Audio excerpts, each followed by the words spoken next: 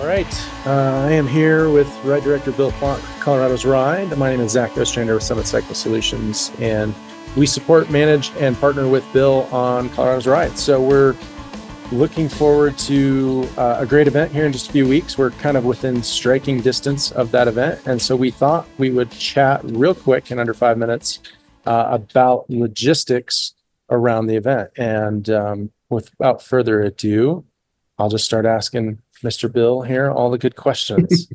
So like Bill, what, Yes. tell us top line, where can you sleep on Colorado's Ride? So we obviously have hotels. If you haven't gotten hotels, make sure you do. Our hotel services are closed at the moment, but there's still rooms available around town in both towns, Durango and Fregosa. But specifically for those camping, and especially if you did this ride last year, a little bit of a change. We are camping indoors in Durango at the exhibition hall on the fairgrounds property.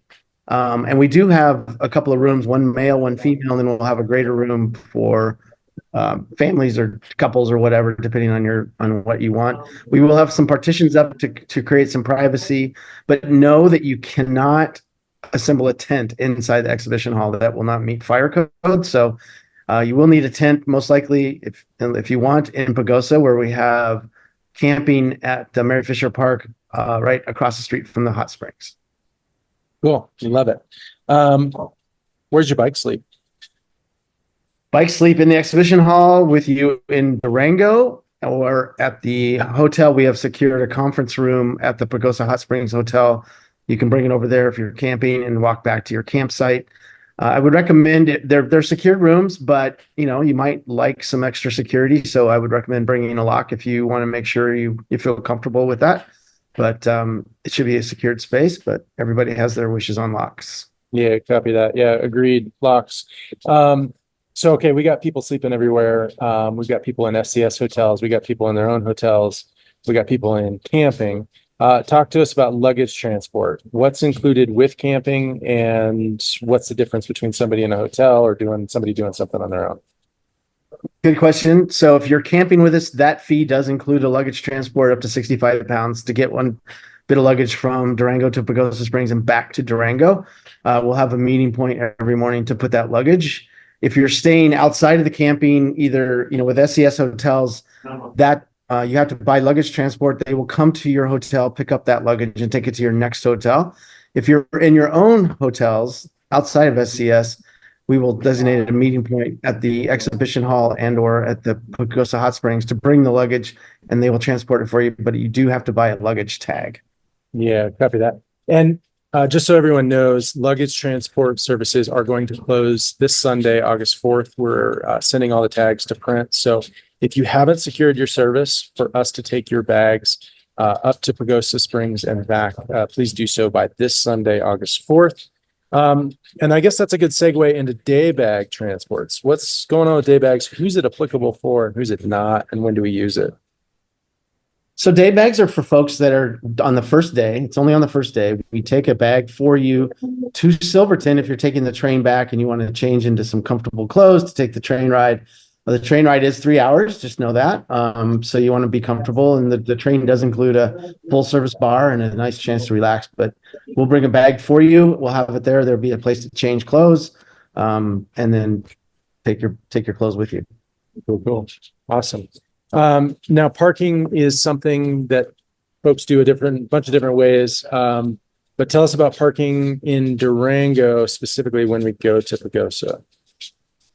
Yeah, so we do have a parking lot for us for the days we are gone while we're at Pagosa, and you can park your car there for the return to Durango. There is a fee for that, so make sure you go to the website and go to the parking fee structure. What is it, Zach? $35 for the couple of days, I believe. Or I think 30. so. I think it's 30. Yeah, we have to check the website, but it's on the site. Oh, it's on Colorado's Ride, right? Yep. Yep. Perfect. Yep. So just go to that site and get that parking secured before you make before the ride starts. So yeah. And then airport shuttles, any recommendations there for those that are not driving in and need to park? Yeah, so we do partner with Animas Transportation. That link is on our website. You can also go to, you can just Google Durango Airport, and there's a really good asset-based website that shows you all the different services, including Animas Transportation, and they can bring you right to the exhibition hall to check in and start your ride. All right. Heck yeah. Awesome. A couple more little front end logistics here that we always get questions about at SCS. Bike transport service, things of that nature. You want to tee us up on where folks can get their bikes tuned and making sure things are set there? Yeah, so we do partner with 2 bike shops, one in Durango, one in Pagosa. In Durango, it's Second Avenue Sports, which is also, by the way, the shop you would need to send your bike to if you're using bike flights, and that information is on our website. They can do some last second tunes, and they will both be present in the early morning before the ride starts. If you have a little glitch or something, they're not going to rebuild your bottom bracket, but if you need this little tune up on your shift gears, or just get air and make sure the brakes are right or whatever it might be, they're definitely willing and able to help. And if you need something bigger, I know last year we had a couple of bikes that had a problem, and Gary over at Second Avenue was really great to get him serviced right away and get back out on the road. So it's possible to, like, if you have a major mechanical on the road, we will pick you up in a SAG and we will do our best in either location to get the bike to the shop, and they'll do what they can to get you back and running. Yeah, no, for sure. I can't echo that sentiment enough for everybody to have bikes good to go on every tour we do, right? I mean, that's the last thing you want to show up is to have your equipment fail. Wow, we batteries charged. Make sure, do that batteries. Make sure you're good and charged up, right? Because that does happen. Yeah, the e-bikes, totally. And there's a lot of good options for those, both in the venue and in hotels and things of that nature. So, well, we've been on Hot Blitz. We aimed for 5 minutes on this quick spot, but let's finish up with just some top line rider experience and expectations that you'd like to communicate for Colorado's Ride. Well, I want to really quick, we didn't talk about nutrition. So on our aid stations, we will have a really nicely stocked aid stations throughout the week on the course. Adequate snacks, lots of hydration, lots of water. We're using Tailwind Nutrition, but we don't have meals. Like sometimes tours will have meals or food trucks or things like that, with one exception on day 3 when we go through Ignacio, which is our long day. The nonprofits there will come out and they'll have baked goods, they'll have sandwiches, they'll have burritos, things like that. It's a really nice stop, and it's a really great way to give back to that community. So that kind of is a full-on lunch, but other than that, it's more of an aid station. And then we will send you a survey soon about breakfast. So at the Durango, we will have a caterer inside the exhibition hall with a variety of breakfast options. We'd love to hear your feedback on what you kind of prefer. It's not a hard order, but it just helps them plan food accordingly. And same in Pagosa, they'll have a menu, and it would be great if you can choose what you might like, and you can change your mind last second, but it really helps them prepare for us properly. No doubt. Well, we've been talking about a lot of the things here that people really need to get in order just in these few weeks leading up to the event. But talk to us about when is kind of that mark with regards to the rider debrief on Sunday, the 18th. Okay. Anyway, Sunday night before the ride. So we want to talk to you about, we'll get specific on that day with certain, safety measures on the route, how the signage works, what to look for, just the experiences of each town.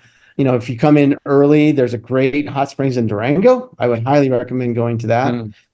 If you stick around after the ride, there's the San Juan Brew Fest in Durango, which is a pretty well-known, nationally known craft beer festival for 2 days. It's well worth it.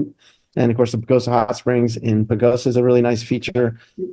And I guess that debrief will go over rules of the roads and some vital safety on that first day, which is a really tight day going up Highway 550 to Silverton. Yeah, no doubt. Cool. And I think that, I think you said it, but I just want to reiterate for folks, 5 p.m. on the 18th in the exhibit hall on Sunday before the ride. So looking forward to it. Excited. Colorado's Ride's always a lot of fun. Yeah, it's good. It's, it's a fun tour, and so far we've had great weather. The area looks really good. There's no forest fires leading up to it at the moment. So all this stuff is exciting. So love it. It is. Yep. All right. Thanks for doing it. Yeah, appreciate your time. And for anybody that needs services on Colorado's Ride, go to summitcyclesolutions.com. If you need parking, things of that nature through the event, that's coloradosride.com. So we look forward to supporting you. We look forward to being on site. Thanks.